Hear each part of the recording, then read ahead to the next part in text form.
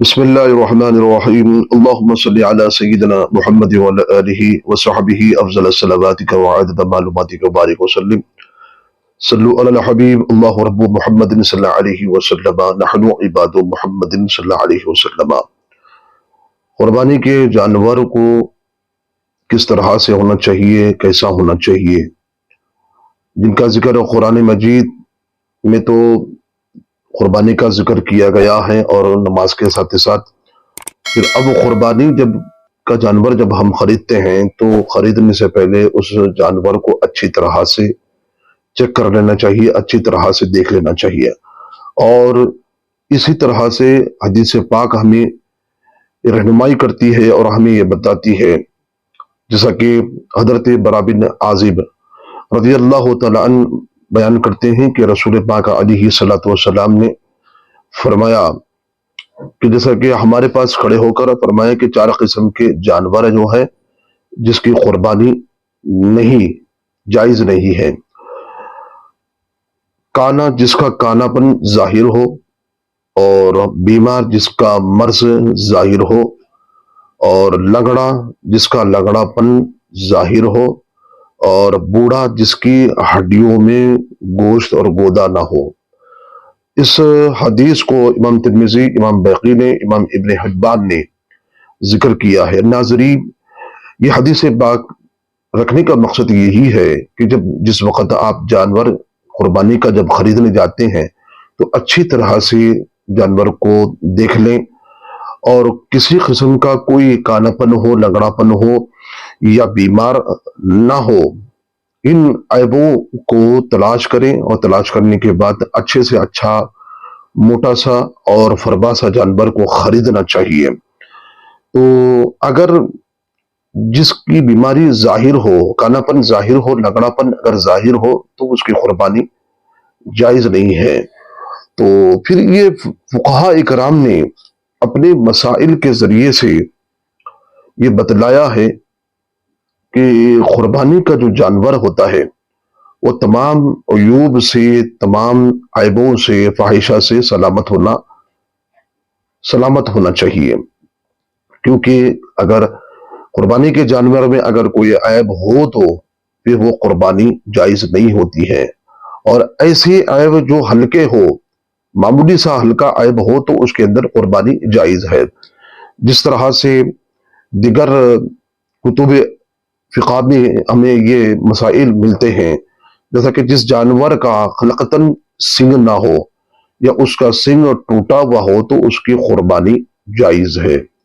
تو پیدائشی طور پہ اگر سنگ نہ ہو اور اس کا سنگ ٹوٹا ہوا ہو، حد سے زیادہ نہ ہو، تہائی سے کم اگر ہو تو پھر اس کی قربانی جائز ہے۔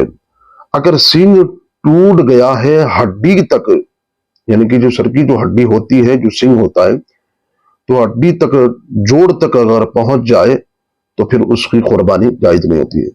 تو ناظرین، جو قربانی کا جو جانور ہوتا ہے جس کی سنگ ہڈی تک، اس کے جوڑ تک اگر ٹوٹ جائے تو اس کی قربانی جائز نہیں ہے۔ بضائع صناعی میں یہ کتاب کا حوالہ ہے۔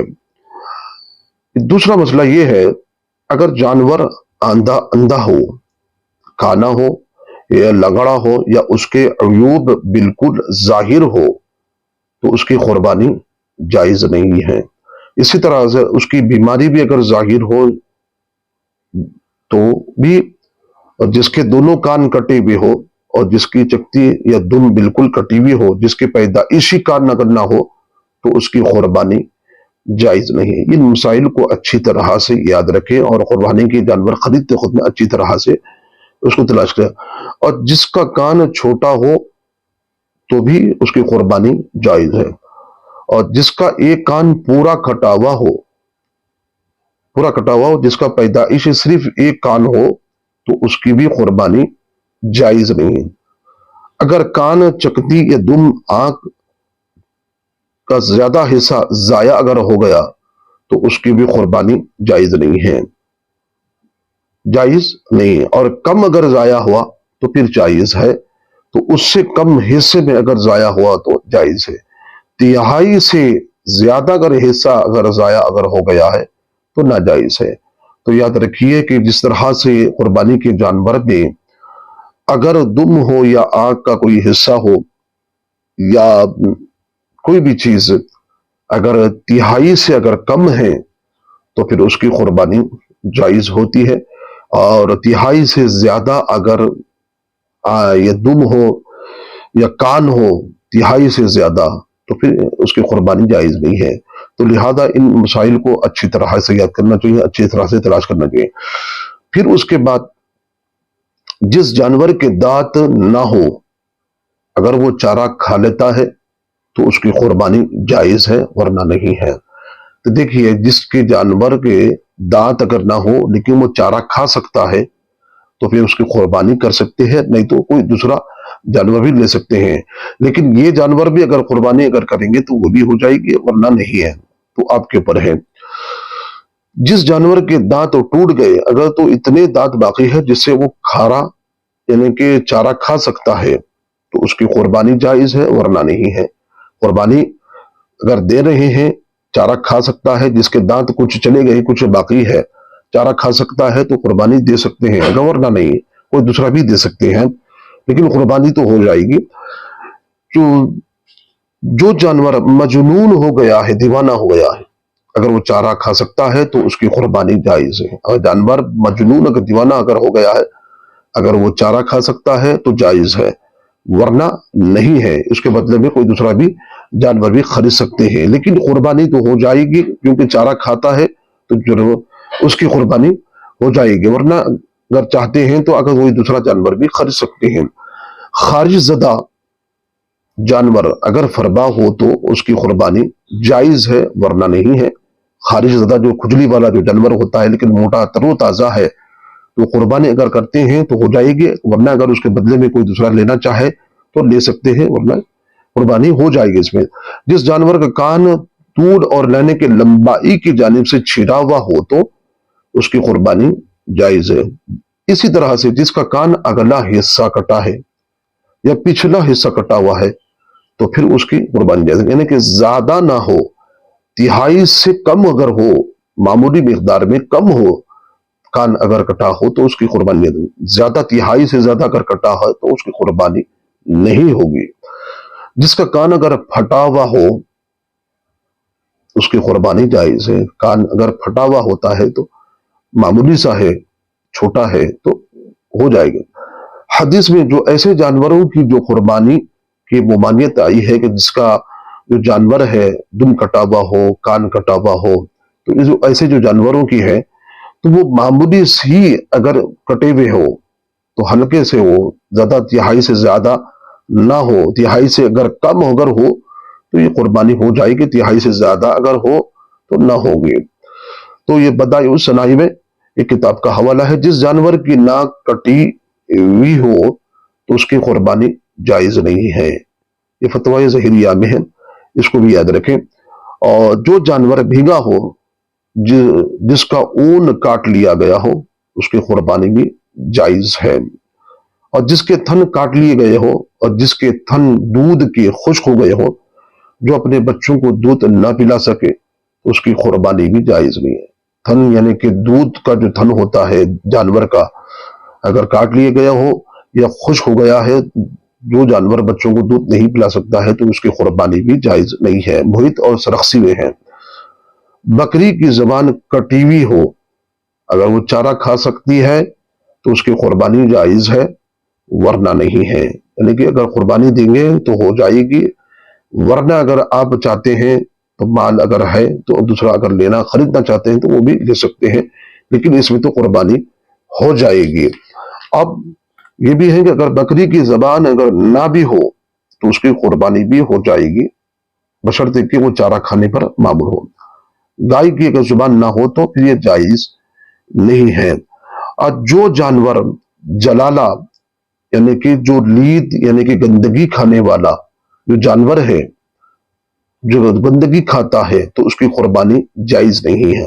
ہاں اگر جلالہ جو جانور جو اونٹ ہو یعنی کہ گندگی کھانے والا اگر اونٹ ہو یا گائے ہو تو پھر ان کو اس کا یہ طریقہ یہ بتلایا گیا ہے کہ اونٹ کو 40 دن تک बंद करना जरूरी है। गाय को 20 दिन बंद करें और बकरी को 10 दिन बंद करना चाहिए और मुर्गी को 3 दिन बंद करना चाहिए। फतवा खाजी खान में है, यानी कि जो जानवर गंदगी खाता है, चाहे ऊंट हो या गाय हो, बकरी हो या मुर्गी हो, तो अगर आप इनको अगर बंद करके अगर रखेंगे तो फिर वो गंदगी खाने से वो दूर रहेंगे। जब गंदगी खाने से दूर रहेंगे तो फिर वो चारा खाएंगे। तो इस लिहाज से वो गंदगी को खाने से दूर रखने के लिए जानवर को बांधा जाता है। तो उसकी मिकदार क्या है? ऊंट को 40 दिन है और गाय को 20 दिन है और बकरी को 10 दिन है और मुर्गी को 3 दिन है। गंदगी को खाने के लिए ये बंद किया जाता है। नहीं, गंदगी को ना खाने के लिए इन जानवरों को बंद रखा जाता है। ये दिन के मुतय्यन मुकर्रर किए गए हैं। तो लिहाजा जो गोबर हो या गलीजात हो, ये जानवर खाते हैं तो उनको बंद रखा जाए। जिस जानवर की 4 टांगों में से अगर एक टांग कटी हुई हो तो उसकी कुर्बानी जायज नहीं है। फतवा तादरखानिया में ये भी इसका बताया गया है। तो लिहाजा मशाइख ने फरमाया कि जानवर का वो हर वो ऐब जो किसी मुनाफित के वो बिल्कुल ही जायद कर दे, जो जमाल को बिल्कुल ही जाया कर दे, तो उसकी वजह से कुर्बानी जायज नहीं है। यानी कि जानवर का अच्छी तरह से सलामत होना, तमाम बीमारियों से, लंगड़ापन से, कानापन से, दुम कटा हुआ ना हो, बिल्कुल अच्छा खासा जानवर हो जिसकी हुस्न और उसकी बालाई अच्छी तरह से जाहिर हो, तो उसकी कुर्बानी जो जायज है। अगर कम दर्जे की अगर कमी हो तो उसकी कुर्बानी भी जायज है। अगर ज्यादा अगर हो बीमारी, तो बीमारीपन उसका ज्यादा अगर हो तो उसकी कुर्बानी जायज नहीं है। तो लिहाजा साहिब निसाब इस किस्म वाले जानवरों को खरीदा या खरीदने के बाद इसमें एक ऐसा अगर ऐब अगर पैदा हो गया जानवर में जिसकी वजह से कुर्बानी ममनू है, तो हर सूरत में साहिब निसाब उस जानवर को कुर्बानी करना जायज नहीं है। जो साहिब निसाब ना हो वो हर सूरत में उसकी कुर्बानी कर सकता है। तो लिहाजा जानवर अगर खरीदा है, खरीदने के बाद उसके अंदर ऐब अगर पैदा हो गया है, तो नाजरी साहिब निसाब जो माल दौलत रखने वाला जो गनी होता है, तो उसको दूसरा जानवर खरीदे, इस जानवर की कुर्बानी तो जायज नहीं होगी। अब जो साहिब निसाब नहीं है लेकिन जो फकीर है, जिसने कुर्बानी के जानवर को अगर खरीदा है, हालांकि उसके ऊपर कुर्बानी वाजिब नहीं थी, लेकिन फकीर ने इरादा किया और जानवर को खरीदा है, तो खरीदने के बाद अगर उसके अंदर ये ऐब अगर पैदा अगर हो जाए तो वो खरीद नहीं सकता है, तो उसकी कुर्बानी हो जाएगी। ये मुहीद में है। तो लिहाजा ये मसाइल है, इन मसाइल को अच्छी तरह से याद रखना चाहिए।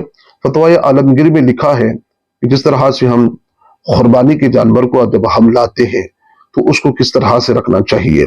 लोग उसका एक तमाशा बनाते हैं और उसको अच्छी तरह से देखभाल नहीं करते हैं, और अच्छी तरह से उसको देखभाल करना चाहिए। चारा और पानी जो भी होता है उसको खिलाना चाहिए, क्योंकि जानवर के साथ भी अच्छा सलूक करने का हुक्म दिया गया है और जानवर की देखभाली भी करना है और अच्छी तरह से अपने करीब रखकर उसको देखभाली करके फिर उसके बाद राह लिल्लाहियत में खुदा के हुक्म से कुर्बानी करने का हुक्म दिया गया है।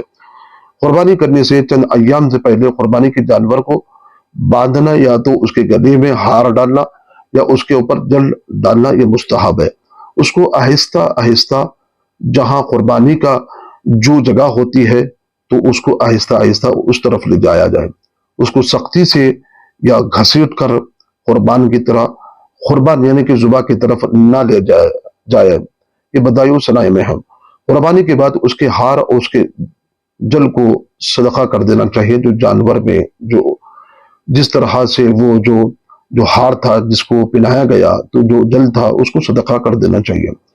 जब कोई बकरी या गाय कुर्बानी के खरीदा है तो उसका दूध धोकर या उसके बाल काटकर नफा हासिल करना मकरूह है, नहीं करना चाहिए। अगर कर भी लिया जाए तो इसमें कोई हर्ज है नहीं, लेकिन बज़ाहिर इसको नहीं करना चाहिए। जो साहिब निसाब है तो वो सदका कर दे। ये दूध को, अगर जानवर का गाय या बकरी का अगर दूध हो तो उसको सदका कर देना चाहिए।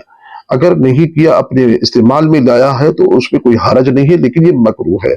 صاحب نصاب ہو یا صاحب نصاب نہ ہو، یہ دونوں بھی بکری یا گائے کے دودھ کو استعمال کر سکتے ہیں، لیکن ایسا نہیں کرنا چاہیے، لیکن یہ مکروہ ہے۔ اور جانور کی قربانی کے جانور پہ سوار ہونا، پھر چلنا، اس کے اوپر بیٹھنا یا سوار ہونا، اس طرح سے نہیں کرنا چاہیے، یہ بھی مکروہ ہے، کیونکہ یہ جانور قربانی کا جانور ہے، اس کو اچھی طرح سے دیکھ بھالی کرنا چاہیے۔ قربانی کی جو کھال ہے صدقہ کر دیا جائے، یا اس کی مشک یا جراب بنایا جائے، یا مصلی یا موزے بنانا ہے، یا قربانی کی کھال کو فروخت کر کے کسی ایسی چیز کو خریدنا استحلالاً جائز ہے جس کو بائینہ اپنے کام میں لایا جا سکے، جیسا کہ مثلاً کتاب خریدا ہے یا پنکھا خریدا ہے، تو ایسی چیزیں یہ اس میں استعمال میں لا سکتے ہیں۔ تو اس سے ایسی چیزیں خریدنا ناجائز نہیں ہے جس کو بائینہ کام میں نہ لایا جا سکے، یعنی کہ جو کام میں آ سکتے ہیں اس کو خریدا جائے، جو کام میں نہیں آتے ہیں جو نہیں خریدنا چاہیے، اور اس کو خرچ کرنے کے بعد اس سے فائدہ حاصل کیا جا سکے، جیسا کہ طعام ہے، گوشت ہے، اگر کھال کو پیسوں کی عوض میں فروخت کر دیا تاکہ صدقہ کیا جا سکے تو یہ جائز ہے، کیونکہ یہ بھی کھال کی طرح صدقہ ہے۔ یعنی کہ اگر کھال بیچا ہے، یعنی کہ چمڑا جس کو جانور کے بیچنے کے بعد پیسے اگر آئے ہیں تو اس کو بھی صدقہ کر دینا چاہیے۔ تو پھر اس طرح سے اس کو خرچ کرنے کے بعد اس سے فائدہ حاصل کیا، جیسے کہ طعام ہو، گوشت وغیرہ، تو لہٰذا یہ بھی جو ہے اس طرح سے نہیں کرنا چاہیے۔ اگر جانور کی کھال کو اگر بیچا ہے تو پیسے اگر آ گئے ہیں تو آپ اس کو غریب غربا میں صدقہ کر دینا چاہیے۔ تو لہٰذا ناظرین، اس کو اچھی طرح سے ان مسائل کو یاد رکھیں۔ قربانی کے دن میں جس طرح سے ہم کو کرنا ہے، جانور کو کھلائیں اور پلائیں، اس کی دیکھ بھالی کریں، اور جس وقت جانور کو جب ذبح کرنے کا جب وقت آتا ہے، کسی جانور کے سامنے دوسرے جانور کو ذبح نہ کریں۔ چھری کو جب تیز کرتے ہیں تو جانور کے سامنے چھری کو تیز نہ کریں۔ جب جانور کو جب لٹایا جاتا ہے تو اچھی طرح سے آہستہ طریقے سے اس کو لٹایا جائے، اور جس وقت آپ ذبح کرتے ہیں تو ذبح کرنے سے پہلے قبلے کی طرف ہو اس کا چہرہ، پھر آپ چھری کو اچھی طرح سے تیز کرنے کے بعد اپنے ہاتھ میں پکڑنے کے بعد جانور کو 3 مرتبہ پانی پلائے۔ کل نفس ذائقۃ الموت، کل نفس ذائقۃ الموت، کل نفس ذائقۃ الموت، 3 مرتبہ پڑھتے ہوئے یہ پانی جانور کو پلا کر ذبح کرنے کا حکم دیا گیا ہے، اور اچھی طرح سے آسان طریقے سے آرام اور بڑی ہی نرم طریقے سے ذبح کریں تاکہ جانور کو بھی تکلیف نہ ہو۔ ناظرین، یہ مسائل کو رکھنے کا مقصد یہ ہے تاکہ آپ اس سے فائدہ حاصل کریں، اور تاکہ آپ کو بھی معلوم ہے جانور یعنی قربانی کا جو جانور ہوتا ہے، جس وقت ذبح کیا جا رہا ہے تو اس وقت آپ کو کھڑا ہونا یہ بھی ضروری ہے، اور دوسرا یہ ہے کہ قربانی کی جو دعائیں ہیں اس کو یاد کر لیں، جس طرح کے حدیث پاک میں مذکور بھی ہیں، انی وجہت وجہہ للذی فطر السماوات والارض حنیفا وما انا من المشرکین، ان صلاۃ ونسکی ومحیایا ومماتی للہ رب العالمین لا شریک لہ وبذلک وامرت وانا من المسلمین۔ تو یہ اس طرح کی دعا ہے۔ پھر اس کے بعد بھی اگر آپ کوئی دعا جو ہے قربانی کی وہ بھی پڑھ سکتے ہیں۔ اگر آپ نے بھول گئے ہیں، نہ پڑھا ہے، لیکن کم سے کم بسم اللہ اللہ اکبر کہتے ہوئے ذبح کرنا چاہیے۔ کم سے کم یہ 4 رگیں ہوتی ہیں، 2 رگوں کے دو رگیں جو ہوتی ہیں، ایک کھانے کی اور پینے کی ہوتی ہے، اس کے آس پاس میں اور 2 رگیں ہوتی ہیں، اور 2 رگیں مزید ہوتی ہیں، یعنی کہ ٹوٹلی پوری 4 رگیں ہوتی ہیں۔ تو 4 رگوں کو اس طرح سے ذبح کرنا چاہیے، اور چھری پلا کر جس طرح سے جب جانور کو جب ذبح کیا جاتا ہے تو یاد رکھیے کہ جانور اچھی طرح سے ٹھنڈا ہونے کے بعد خصاب کو چاہیے کہ آپ اس کو ہدایت دیں، اس کو بولیں کہ جانور ٹھنڈا ہونے کے بعد اس کے چمڑے کو اس کے جسم سے جدا کیا جائے۔ تو ناظرین، یہ مسائل تھے۔ اللہ رب العزت سے یہی دعا ہے، پروردگار کہیں پر بھی کسی طرح سے بھی مولا رب العزت ان مسائل کو حاصل کرنے کی، یاد رکھنے کی، سمجھنے کی توفیق